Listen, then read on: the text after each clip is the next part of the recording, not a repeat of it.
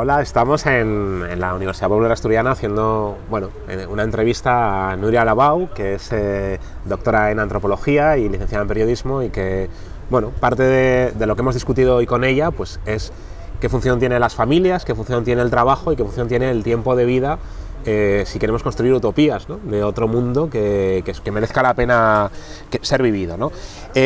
Lo primero que te quería preguntar es qué función cumple la familia, ¿no? Oímos continuamente a los partidos de las derechas hablando de la familia, de una familia natural, de una familia que hay que proteger. ¿A qué se refieren cuando hablan de eso? La familia ha sido una reivindicación de la derecha, por lo menos desde la segunda mitad de los 70, cuando, digamos, en Estados Unidos se crea una cosa que se llama la nueva derecha, que es lo que lleva al poder a Reagan, lo que se considera también parte del pistoletazo de salida del neoliberalismo. En aquella época es una alianza entre neoliberales y conservadores. Pero en cualquier caso, la reivindicación de la familia en ese momento tiene una función muy clara, que es como oponerse a los movimientos contestatarios de la época, feminismo, otros movimientos de jóvenes contra la guerra de Vietnam, etcétera, que estaban muy fuertes, pero sobre todo que estaban generando como una contracultura donde, digamos, se proponían otras maneras de vivir como efectivas. Eran movimientos como cada vez más masivos, por lo menos entre la juventud, y entonces yo creo que había un componente fuerte de amenaza, digamos, a la ética del trabajo, ¿no?, en esos movimientos, ¿no? Son otras maneras de vivir que no pasan por el trabajo, ¿no? Entonces es una imagen, pues, esa típica de la comuna, de la gente con amor libre, fumando porros, lo que sea, ¿no? Si vemos como la política americana es la imagen clara de un candidato americano que siempre va acompañado de su familia a cualquier acto, ¿no? Es como una imagen como muy fuerte, ¿no? Pero ¿qué relación tiene con el trabajo también, ¿no? ¿Por qué familia y trabajo, ¿no?, que es algo que no necesariamente parece que está relacionado? ¿Ellos por qué lo empiezan a introducir? Bueno, en aquella época, claro, familia para ellos no solo una representación del orden, sino también es el lugar, digamos, que se contrapone a otras formas de vivir alternativas, porque yo creo que también la familia siempre ha tenido un componente estructural también, digamos, en el orden social, de estructuración, pero también de transmisión, por ejemplo, a los hijos de lo que es la ética del trabajo. Y si te basas, digamos, en componentes como materiales, por ejemplo, ¿qué supuso el salario familiar? Es decir, el salario que se le daba al hombre, que se suponía, e incluso fue una reivindicación del movimiento obrero en un cierto momento, aunque hubieron debates, era un salario que era suficiente para mantener a tu mujer y tus hijos, ¿no? Pues entonces, eso es hacer caer la responsabilidad de la supervivencia de unas personas sobre los hombres en este caso, que es malo porque subordina a la mujer en ese orden familiar, pero también tiene una función de sujeción de los hombres, ¿no?, al orden del trabajo, ¿no? Tú no puedes dejar de trabajar porque hay gente que depende de ti. Y es lo que estábamos comentando antes, ¿no? De alguna manera, los segmentos más activos dentro de los movimientos revolucionarios siempre han sido los jóvenes, porque no tienen que responder a ese sostenimiento de la familia, ¿no? No tienen una familia que les... O sea, básicamente sería, tú eres un hombre cabeza de familia, ¿no?, tradicionalmente, y tú tienes que aceptar en un momento dado, o es más fácil que aceptes trabajos precarios, trabajos que te desagradan, ¿no?, trabajos que igual en un momento dado pues la gente se podría marchar o podría hacer o tal, porque tienes una familia a la que mantener, ¿no? Y eso tiene una función de alguna manera para el capitalismo que puede empeorar, digamos, las condiciones de trabajo, ¿no? Y en esa cuestión, dices, eso es históricamente donde se pone, ¿no? Llega la incorporación de la mujer también al trabajo, masivamente, ¿no? Cambia, se sigue manteniendo también eso, y sobre todo, ¿qué rol tiene entonces la familia para las mujeres, ¿no? Las mujeres, ¿qué función tiene, digamos, en la familia natural, ¿no?, que defendía a esa gente como Reagan en su momento y que en buena medida lo siguen añorando, ¿no?, buena parte de las derechas y extremas derechas?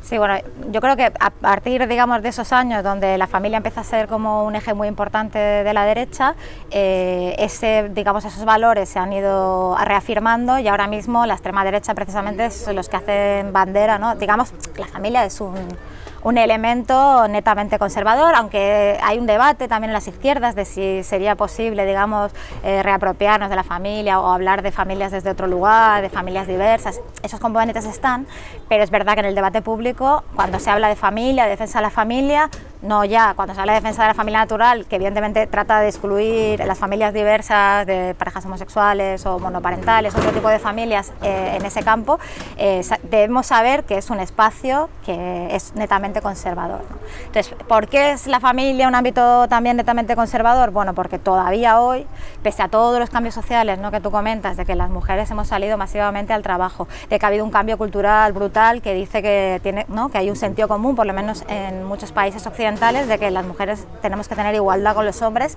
Sin embargo, hay cosas que son realmente persistentes, que es, por ejemplo, la función que las mujeres ejercemos, ¿no?, en el trabajo de reproducción, lo que se llama el trabajo de cuidados dentro de la familia. Entonces, el trabajo de cuidados está inscrito de una manera muy fuerte, muy íntimo en la estructura familiar, y de eso no nos hemos podido deshacer. Entonces, cuando queremos pensar, o si alguien quiere pensar cómo podría haber un contenido en la familia que fuera de carácter emancipador, tiene que hacer frente a eso, ¿no?, al papel que las mujeres tenemos subordinado dentro de la familia, porque nos encargamos de las tareas de reproducción social, y también incluso en un sentido cultural, ¿no?, somos como las responsables, ¿no?, de los afectos, de que las relaciones familiares funcionen. Eso parece un tópico, ¿no?, pero cualquier mujer sabe que tiene sobre sus hombros también como un componente desde el cual también se define esa persona, ¿no?, esa mujer, como que si tu familia funciona es porque tú estás haciendo ese trabajo de relaciones sociales, de lazo social de ese tipo, digamos, de una manera correcta, ¿no?, y es un peso también.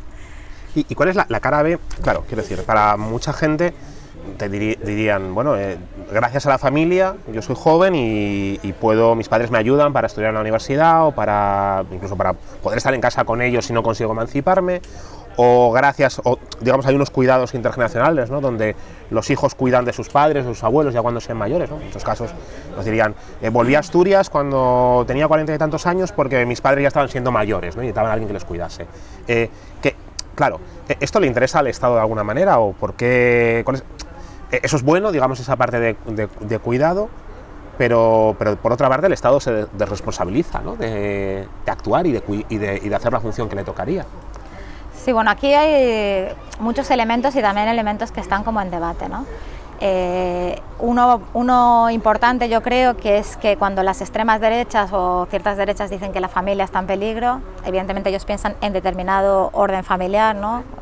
Muchas veces incluso que reafirma esa posición subordinada de las mujeres en el hogar, pero al mismo tiempo están pensando en las familias diversas, etcétera. Pero hay unas bases materiales ahora mismo que en realidad lo que hacen es dar más peso a la familia, ¿no? Entonces, esta refamiliarización tiene también un componente material, y es que a medida que ha ido avanzando el neoliberalismo, ¿no?, en lugares donde había cierto estado del bienestar, había funciones, digamos, que estaban socializadas en este ámbito de lo público, que han empezado a recaer en las familias, ¿no? Y hay elementos de muy diverso tipo, también muchos relacionados con la clase social, porque evidentemente la familia es un elemento central en la reproducción de clase. Esto es una cosa muy vieja del marxismo, pero que a veces es difícil criticar la familia porque nos atraviesa de una manera muy íntima, ¿no? Todos tenemos relaciones familiares que apreciamos y que valoramos, pero bueno, yo creo que hay que analizar la familia también como institución social y entonces fijarnos en este tipo de elementos, ¿no? Entonces, por ejemplo, a medida que en España, por ejemplo, el trabajo cada vez es menos indicador de tu posición social porque las condiciones laborales empeoran, los salarios bajan. De hecho, en el Estado español ha habido un empeoramiento de los salarios, no te digo ya de los salarios relativos al nivel de vida, ¿no?, al encarecimiento de la vida, que ha sido progresivamente descendiente. Sin embargo, ¿cómo se sostiene la clase media? Pues, por ejemplo, se sostiene bastante o cada vez más en las rentas que se producen a través de los bienes inmobiliarios, ¿no? A veces también rentas de carácter financiero, pero bueno, en España fundamentalmente son las rentas de carácter inmobiliario que te permiten, digamos, vivir como clase media, porque lo que generas a través de lo que pueden ser casas que tienes que alquilas o otro tipo de rentas de ese tipo son mucho mayores que las rentas que generas a partir del trabajo, ¿no? Y además incluso los impuestos están diseñados así. Las rentas generadas por el sector por el ámbito inmobiliario son, o sea, los impuestos están menos penadas con impuestos que las rentas del trabajo, ¿no? Entonces un modelo que está diseñado políticamente de esta manera. Entonces, bueno, eso lo que hace es que cada vez la familia tiene un peso más importante en el bienestar de los de las personas, ¿no? Pasamos de un régimen de welfare, hay gente que habla de un bienestar basado en activos, ¿no? ¿Qué activos tiene disponible una familia para que sus hijos vivan como ellos, ¿no? Para reproducir la clase? Y ahí, bueno, claro, si tú tienes una familia que tiene una propiedad para dejarte, por ejemplo, y tú no tienes que pagar alquiler, eso es bueno, te cambia, todo el mundo lo ha experimentado, ¿no? En grandes ciudades, eso te cambia la vida completamente, ¿no?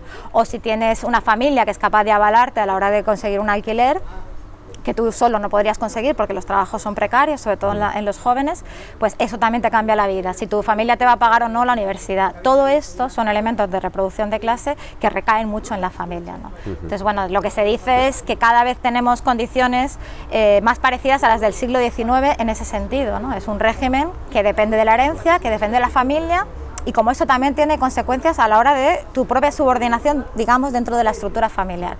O sea, para que tu familia te dé cosas, también tienes que encajar en lo que tu familia crees que debe ser, ¿no? Entonces eso restringe un poco también las opciones de los jóvenes, ya no te digo ya de los jóvenes LGTBI, etcétera. Digamos, la lucha del feminismo en buena parte ha sido una lucha contra la opresión y por recuperar libertad, ¿no? Libertad en el conjunto de, bueno, también esos roles tradicionales que de alguna manera se imponían y se reproducían socialmente, ¿no?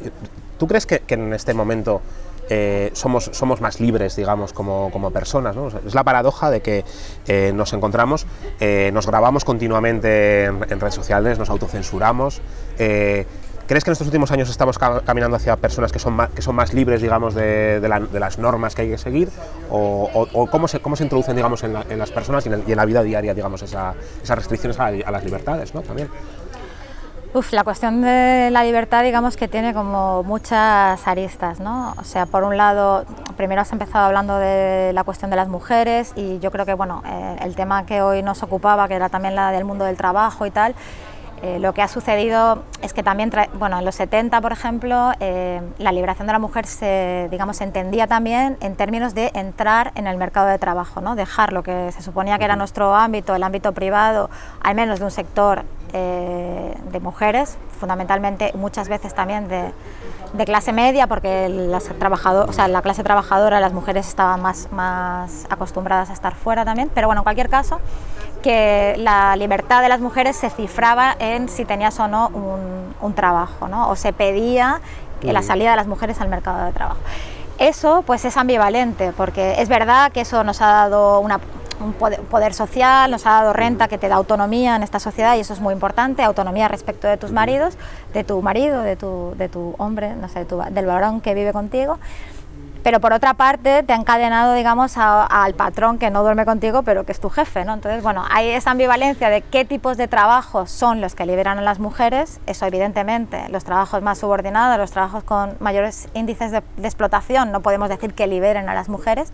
Y por otro lado, se ha dado esa paradoja de que luego es la paradoja de la doble jornada, ¿no? De que se supone que estás liberada porque tienes un trabajo, eso te da autonomía, pero por otra parte llegas a casa, ¿no? Y tienes que ocuparte de las tareas de reproducción social, que ya digo, son muy persistentes, ¿no? De un trabajo reproductivo que no se reconoce, ¿no? Ese trabajo que está como fuera de las estadísticas oficiales y que existe y que encima recae continuamente en las mujeres, ¿no? Sí, digamos que precisamente yo creo que uno de los éxitos del feminismo y que hemos visto también en la huelga feminista, digamos, que había una parte que era la del sector de cuidados, fue una parte que yo creo que muy importante a la hora de situar estas cuestiones en el centro de la agenda política, ¿no? Por un lado, las de cuidados remunerados, para hablar de las condiciones del trabajo doméstico remunerado, digamos, que está realizado fundamentalmente por migrantes y que, bueno, que ya sabemos que no tienen todos los derechos equiparados a cualquier trabajador, pero por otra parte también se empezó a hablar, bueno, llevamos muchos años hablando de esto, pero digamos que ocupó más espacio público ese debate de, bueno, lo que el feminismo ha aportado es explicar que lo que hacemos las mujeres en el hogar es trabajo, ¿no? Entonces, bueno, ¿qué se puede extraer de ahí? Bueno, hay una serie de consecuencias, digamos, muy amplias. Pero bueno, yo creo que esa ha sido una aportación del feminismo hay muchas tareas que realizamos los humanos que son trabajo, pero no están reconocidos. Y como no están reconocidos, no hay salarios, es decir, no hay retribución, y eso tiene unas consecuencias muy graves en otros ámbitos de la organización social, porque nuestra organización social y nuestra organización, digamos, y nuestra identidad como seres humanos hoy está todavía muy centrada a partir del trabajo remunerado, ¿no? Cuando hablamos de utopías, mucha gente, bueno, pues pensaría que una utopía sería que te tocas el gordo de la lotería y te pudieses estar pues viviendo en la playa bajo una sombrilla, ¿no? Hoy hablábamos de lo difícil y lo que nos cuesta construir utopías de otra forma de vida que probablemente no esté centrada en la obligación de trabajar en cualquier tipo de trabajo o de vivir una vida que en realidad no es lo que quieres y lo que aspiras, ¿no? Tú defiendes la renta básica como un mecanismo de permitir otros proyectos de vida, ¿no? De alguna manera. ¿Crees que es necesaria una renta básica? Yo creo que sería una medida muy interesante bajo muchos puntos de vista, podríamos hablar de muchos aspectos, pero bueno, para la gente tampoco que no sepa lo que es la renta básica universal, simplemente decir que es una propuesta de una renta suficiente que se daría de forma universal a cada uno de los miembros de la sociedad, bueno, incluidos los niños. Hay debate sobre la cuantía, pero bueno, se supone que tiene que ser como suficiente para vivir, ¿no?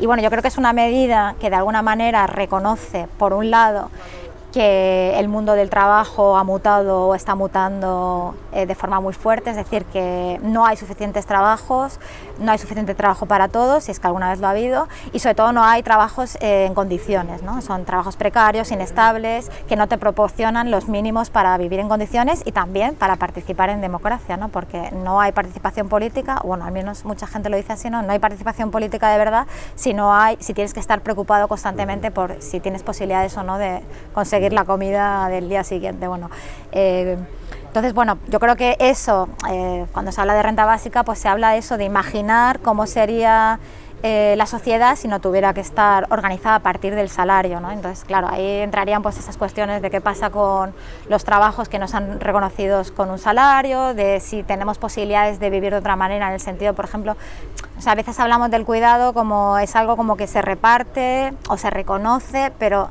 en el fondo estamos hablando de cómo cuidar con más autonomía también, ¿no?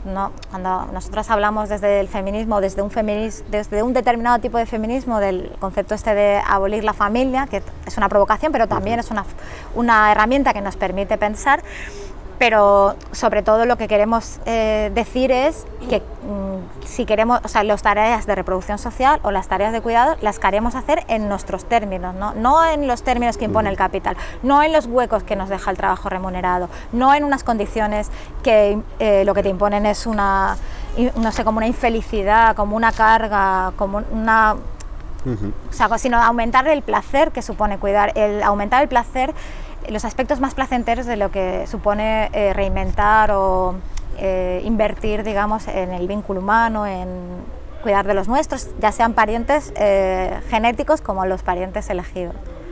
Ahí, claro, yo creo que cuando hablamos de familias, ¿no? y de trabajo y en general del modelo capitalista, nos encontramos con la paradoja de que se lanzan ideas bueno, a veces contradictorias, ¿no? O sea, yo creo que esa es la paradoja de que por un lado se promueve una familia que firme como proyecto y esperanza de vida, pero por otro lado se lanzan pues, mensajes como vive la vida, no te ates, sé libre, etcétera, ¿no? Esta es la locura, digamos, en la que estamos inmersos, donde se nos dice que hagas una cosa y la contraria y también te produce malestar e infelicidad, ¿no? Y a la vez se te lanza un mensaje de ser feliz y haz lo que tengas que hacer, ¿no? Una de las cosas que decías que me llamó la atención es decías, un clic es trabajar, ¿no? ¿Qué quiere decir eso? O sea, hemos pasado del trabajo de 8 horas, que toda una jornada laboral, donde por cierto no nos replanteamos la reducción de la jornada muchas veces, ¿no? Como que parece que ¿dónde sale esa norma de que tenemos que vivir para trabajar? A trabajar las 24 horas del día para Google, para Facebook, para Amazon, ¿no? Sí, un like es trabajar porque está produciendo valor, ¿no? En esta economía que tenemos ahora. Entonces, bueno, de alguna manera eso desde la renta básica se ha conceptualizado porque también es una manera de reconocer no solo el trabajo inmaterial en la producción, digamos, en las redes sociales, sino otro trabajo social que hacemos que también produce valor en términos capitalistas, ¿no? Entonces, bueno, de alguna manera la renta básica sería un reconocimiento y una lucha por reapropiarnos de una renta que debería ser de todos porque la producimos entre todos, ¿no? Es también el reconocimiento de que la forma de producir valor en el capitalismo informacional se ha transformado, ¿no? Entonces, bueno, antes la lucha estaba más centrada en la fábrica, por así decirlo, como metonimia ¿no? o lugar fundamental donde se producía la lucha obrera, porque la plusvalía era la de la producción, ¿no? Y tú te querías reapropiar de esa plusvalía en el ámbito de la fábrica, pero bueno, hay muchos autores ya que hablan, ¿no? De la ciudad como fábrica, de que el ámbito de la producción en este capitalismo informacional se ha distribuido a la producción de signos, a la producción de cultura, entonces es muy difícil delimitar. Eso es lo paradójico, ¿no? Es muy difícil delimitar cuándo estás produciendo y cuándo no estás produciendo. Y bueno, y desde el punto de vista de las mujeres que hacemos trabajo de cuidados, si tú también conceptualizas que lo que estás haciendo es reproducir la fuerza de trabajo, ¿no? Que esa es la división clásica marxista entre producción, ¿no? Producir cosas, fábrica, y reproducción, que es en realidad reproducir trabajadores. Pero esto también produce valor porque tú estás aportando la fuerza de trabajo.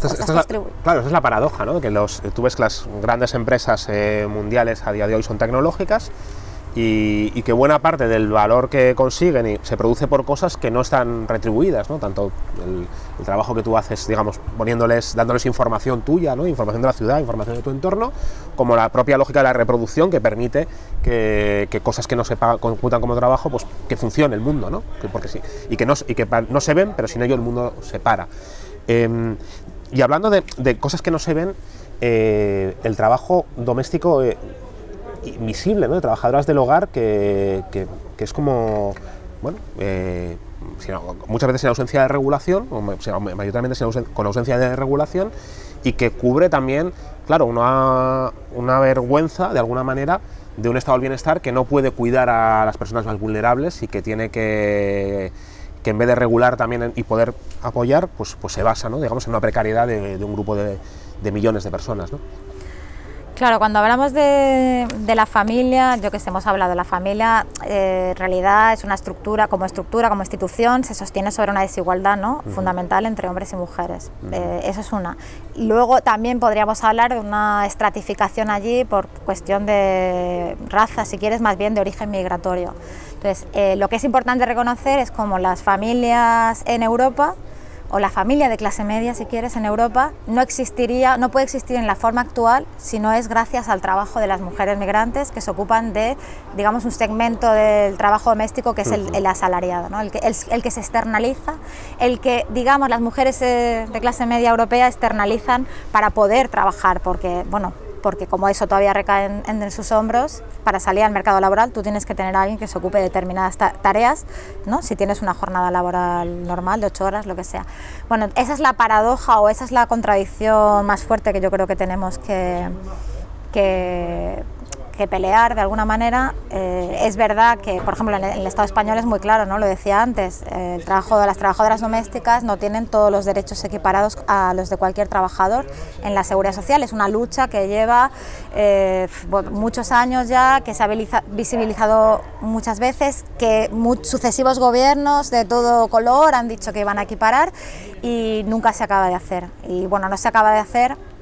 La última vez que se intentó, bueno, una de las últimas veces, no es la última, pero bueno, que lo intentó Rodríguez Zapatero, el portavoz de la patronal del momento, salió diciendo si esto se hace, peligra la participación de las mujeres en el mercado laboral, ¿no? De las mujeres españolas en el mercado laboral. Entonces, bueno, claro, eso no deja de ser verdad, pero entonces hay un problema estructural que ahora mismo estamos salvando, ¿no? Lo que llamamos la crisis de cuidados, que a mí tampoco, cada vez me gusta menos hablar de crisis de cuidados, porque parece ser que ha habido un momento donde no estaba en crisis la reproducción social y en el capitalismo siempre está en crisis. Pero bueno, eso que hemos llamado la crisis de cuidados, que es las mujeres trabajan y por tanto abandonan esas tareas de reproducción social o no quieren hacerlas más, se ha salvado, digamos, por esta externalización a mujeres migrantes, ¿no? Entonces, bueno, ahí hay un nudo que cuando pensamos en la familia también tenemos que desatar, porque no podemos hacerla recaer o basar en esta situación de desigualdad tan brutal, ¿no? Y tan bestia que ellas tienen que dejar a sus propias familias para cuidar a las tuyas, ¿no? Bueno, vamos terminando la entrevista. Te quería dos cosas muy breves, ¿no? Una, ¿cuál crees que es el proyecto utópico de las derechas y las extremas derechas mundiales, ¿no? ¿Cuál crees que es su utopía de cómo quieren que sea el mundo? Y por el contrario, ¿no?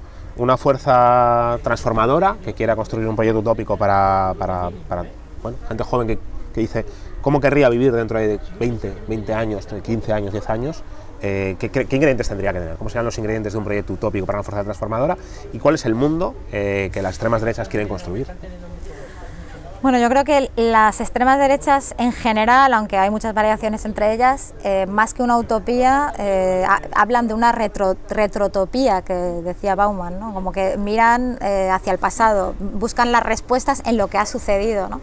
Que evidentemente es errado porque el mundo ya no es el mismo y también porque evidentemente ese pasado también estaba construido sobre relaciones de desigualdad muy brutales, ¿no? Entonces, bueno, yo creo que cualquier cosa, utopía que nosotras seamos capaces de inventar, tiene que mirar hacia el futuro, partiendo de las condiciones que tenemos ahora. Es evidente, yo creo que durante la charla se han dicho muchas cosas que son nudos importantes. El primero es que en un momento de distopías la importancia de ser capaces de imaginar horizontes de buena vida para todos es fundamental, que evidentemente esas utopías no se pueden construir sobre otros, por ejemplo sobre el trabajo de los migrantes, que creo que es un nudo también que está muy explotado por las extremas derechas, y luego que, bueno, que la crisis climática nos enfrenta y la crisis ecológica a un tipo de utopías que van a ser, lo ha dicho César Rendueles en la charla, ¿no? Muy diferentes de las que el movimiento obrero, las luchas de emancipación estaban acostumbrados, ¿no? Que era, va a haber un horizonte de crecimiento continuado, ¿no? De progreso, y eso es lo que tenemos que redistribuir. Sin embargo, ahora sabemos que lo que hay que hacer es decrecer. Entonces, ¿cómo hablar de redistribución al mismo tiempo que estás hablando de crecimiento, ¿no? O de ser capaces de imaginar una buena vida que no pase necesariamente por consumir más o tener un nivel de vida exactamente igual que tenemos ahora, que es otro de los nudos, ¿no? Porque harían falta 3 planetas para que todo el mundo pudiera vivir como vivimos nosotros en Occidente, sino una utopía donde la buena vida sea pues trabajar menos, tener relaciones humanas más significativas o tener trabajos, sean o no remunerados, que sean más significativos, ¿no? Que te hagan sentir mejor. Bueno. Pues bueno, muchas gracias por estos minutos para hablar y para reflexionar sobre todo de si somos capaces de construir otro mundo, ¿no? Y sobre todo de no ver el futuro como una película de ciencia ficción donde todo necesariamente va peor, donde estamos más oprimidos, somos menos libres, trabajamos más, sino como un mundo con esperanza y sobre todo con esperanza que se transforme en voluntad de transformar y de movilizarte y de organizarte para construir ese mundo, ¿no? Gracias a vosotros. Es importante que no solo pensemos en cómo pensar en qué mundo al que queremos llegar, sino cómo organizarnos para llegar ahí. Bueno, para eso evidentemente necesitamos pelear y luchar y sin lucha y sin organización yo creo que no llegamos a ningún sitio positivo. Y bueno, un placer estar con Nuria, discutir y dialogar sobre estas cosas y a partir de ahí, bueno, pues en esta segunda Universidad Popular Asturiana que reflexiona